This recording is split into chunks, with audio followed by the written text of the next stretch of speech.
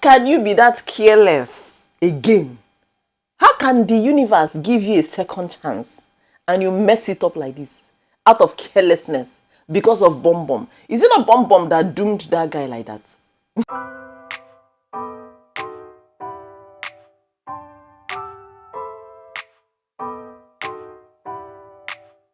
Hi, good morning. It's nazor.ezeh. The time right now is 10:17 a.m. So it's morning in my part of the world. You're welcome to my channel. So in this video, I want to quickly talk about the movie Anikulapò.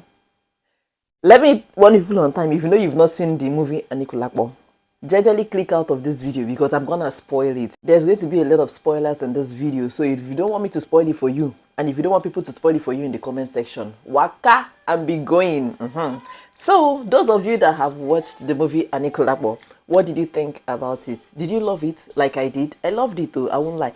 But let me tell you people something that happened to me. I didn't know that the movie was originally filmed in Yoruba.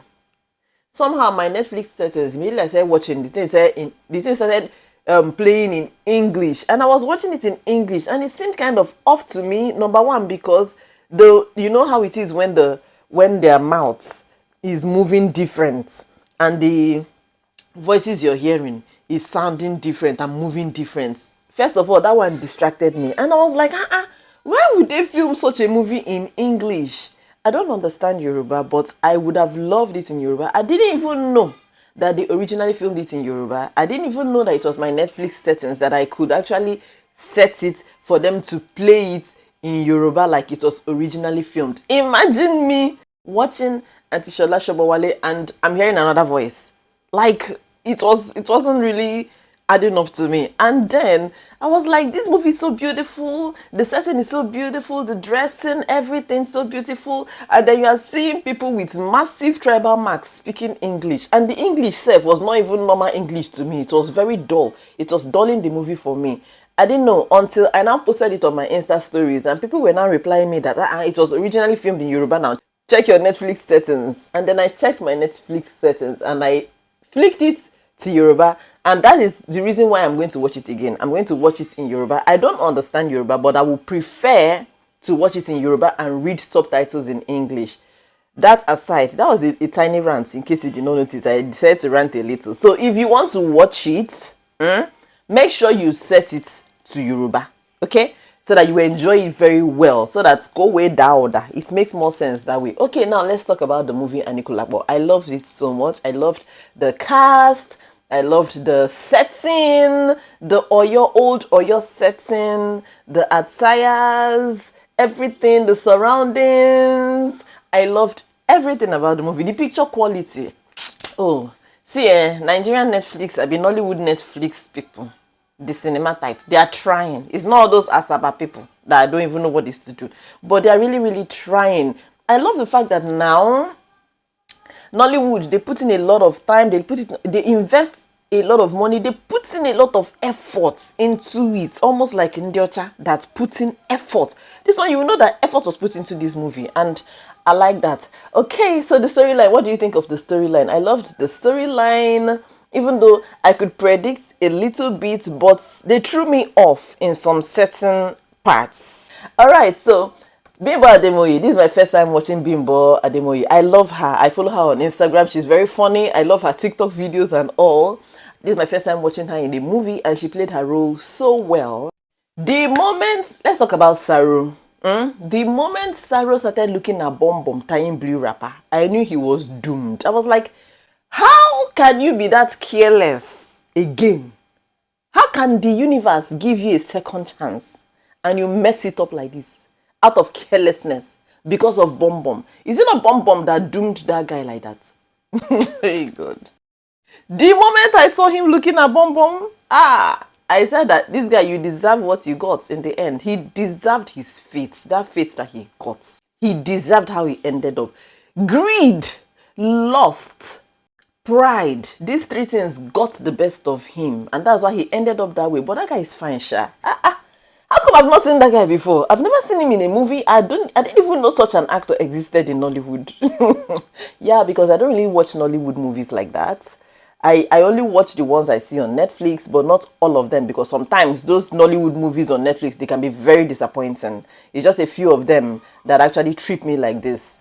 But you know that thing that happened in that movie, the way Arolake helped to build with Saru and all that, and then Saru now messed her up in the end. You know that thing, it happens a lot. It's very common in our world. A woman will build with a man and then give him all her power, invest totally in him, and then he will now make it, and then he will now shit on top of her head.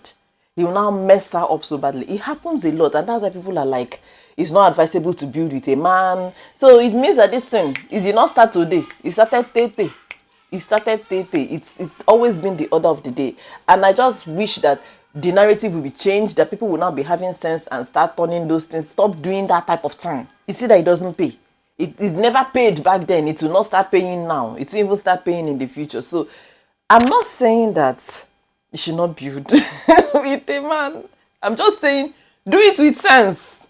Just do it with sense, so that you will not be heartbroken, so that they will not serve you hot breakfast on the Sunday afternoon, so that you will not be so disappointed when it happens. Just build with sense. Okay, see how, oh goodness.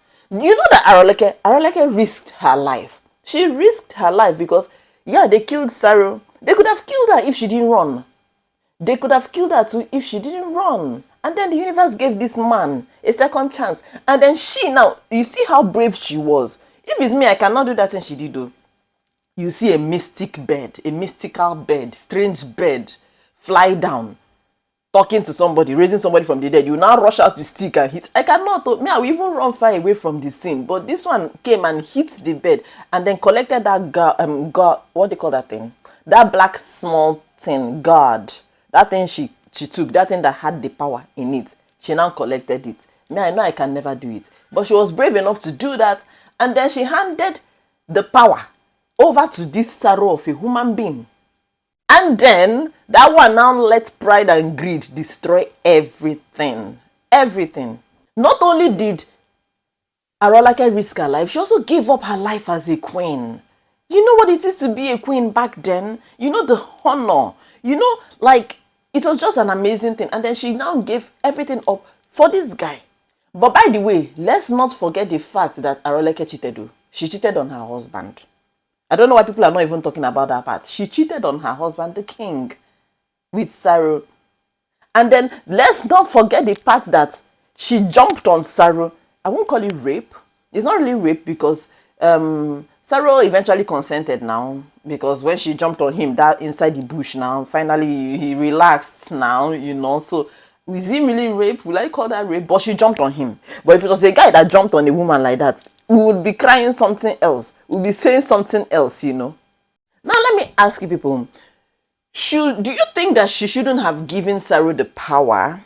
Do you think that she should have used the power for herself? She should have held on to that guard and used the power for herself? I'll tell you what I think. I think that, you know, based on the setting and the time that video was shot in, it was a man's world. It was like extremely a man's world. That's why you could see men with many wives and all that. And it was a man's world back then. So do you think that if she had held on, I feel like if she held on to that guard and was using it, people will say things about her. They might brand her a witch, because coupled with the fact that she was also barren, they might say that she was using her children to get power or something. You know, the narrative never favored women back then. Even now, it still doesn't favor women. So I feel like if she had taken that power to use it for herself, they wouldn't have taken it the way they took Saru. They wouldn't have accepted it the way they accepted it with Saru. Even with Saru self, they didn't really fully accept it. People came out to start asking questions. The chief priest and all were asking, where is the power from? How did you get it? And all that. So imagine if it was the woman that had that power. Based on the time and the age back then, they will say that's what she uses the children in her womb to do, to get power. They will even start asking, where did you get it from? They will just assume that it's the children in her womb that she was eating and using to get power to raise people from the dead. So I feel like it was best the way she took that power and handed over to Saru. My opinion though, let me know your own opinion in the comment section. No condemnation, nobody knows it all. We're just rubbing minds here, you know. So I feel like it's best the way she handed it over. And then another thing I want to ask, do you feel like she should have, that time she ran away, should she have taken it with her and gone to, no, she won't even can take it and start using, because it's the same thing. Wherever she goes to use it, they will assume the same thing. Or should she have taken it and destroyed it instead of leaving it and pouring out? I like the way she poured it out, because if she had taken that thing with her, number one, Sarah would chase her. When he knew she was gone, he would chase her and find her and collect it and maybe kill her. But I feel like she did it on purpose to set him up so that they will kill him, because she left it. He thought there was still something inside. He thought there was a power inside, and he went to go and do arise. What was that thing he used to say? Arise, arise 3 times. The man did not arose. And so that was the end of the guy. So I feel like the what she did was the best. It was the best way to handle it. Pour out that thing and keep that guard for him, so that he will still use it and go and do his magic, and the magic will now fail him. But let me know what you think. If it was you, would you have used that power for yourself? Would you have handed it over to the man? So let's just know. Let's just chat about that. Another thing, you notice that time that she was married to the king, she didn't really like the king. She didn't. Anytime the king came to her, she was always pushing him away and all that, and that made the king want her more. So I'm asking now, why is it that men love the thrill of the chase? Because the other queens that wanted the king in their beds and all, that were craving for the king, he didn't give them face, because they made themselves readily available. They made themselves easily available. But then the one that kept on pushing him away is the one that he was gumming body to. So why is it that men love the thrill of the chase? Is it the excitement of, I don't know, what is it about that? I just want to understand, because I noticed it in the movie and I was laughing at the way this man will leave other people's bed when it's their turn and rush this small girl, because she was always pushing him away. Why do you think that men do that thing? Why do you think they tend to be attracted to those that reject them? And I feel like that's why when men get married, I'm not justifying cheating and all that, but I'm just trying to make sense of it. Is that why when men get married, they feel like, okay, they've gotten this woman, there's nothing to chase anymore, there's no excitement in chasing anymore. They now start looking for more people to go and chase. It does not make any sense. Help me to make it make sense. Those massive tribal marks, our makeup artist people used to try you. I could not for the life of me figure out how they did that thing. I was staring at their faces to see if something will give it away that it is makeup. I did not see anything that gave it away. It looked like they actually tore their faces with razor blade and it healed like that. Like those tribal marks were huge, and that's how it used to be back then. Do people still do those kind of tribal marks? I'm asking, because it's been long I saw anybody with that big thing on their faces, and it was actually like makeup to them. It was like a symbol of beauty to people back then. Why did it ever look beautiful? Or how did it ever look beautiful? I'm not condemning it. Nobody should come at me in the comment section. I have plenty slippers. I can still use slippers. Just don't come at me in the comment section. I'm just making an observation and wondering aloud, hoping to get an answer from new people that are watching me. How did it look beautiful? Did it ever look beautiful to anybody? How? Is it not like a kind of disfiguration? You disfigure somebody's face and it's looking beautiful. Imagine this, my face now, like this. And even Sarah's own, they tore the thing up to his ear. Like this. Huh? What am I even saying? It's just like, maybe it's Kenyan people that used to do that earring thing, that they used to expand the whole of their ear. It will not be wide like plates, like a felenkoa. And to them, it's beautiful. Anyway, I don't know, Sha. I don't know.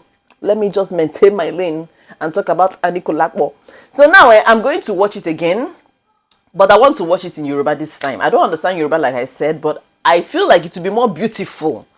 It will be more intense when we watch it in Yoruba, like it was filmed in Yoruba, and then read the translation in English. That's what I'm going to do right now after filming this video, so that I will enjoy it very well. Alright, so I'm done talking about the movie.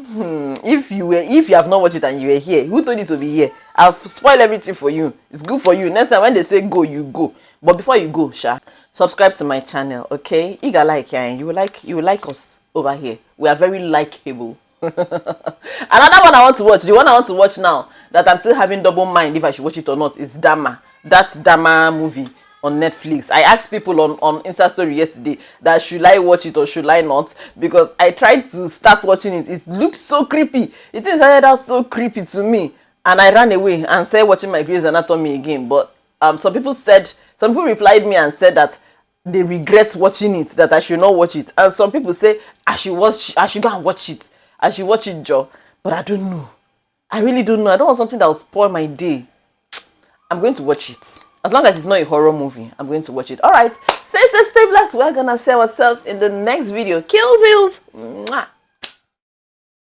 That's how it used to be back then. Do people still do those kind of...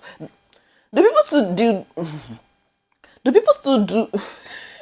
Hey, Jesus is Lord. Do people still do those kind of tribal masks? I gotta tell you something I could do. I could be running or I'm chasing you, but I won't, 'cause I got better things to do. Rather spend my precious time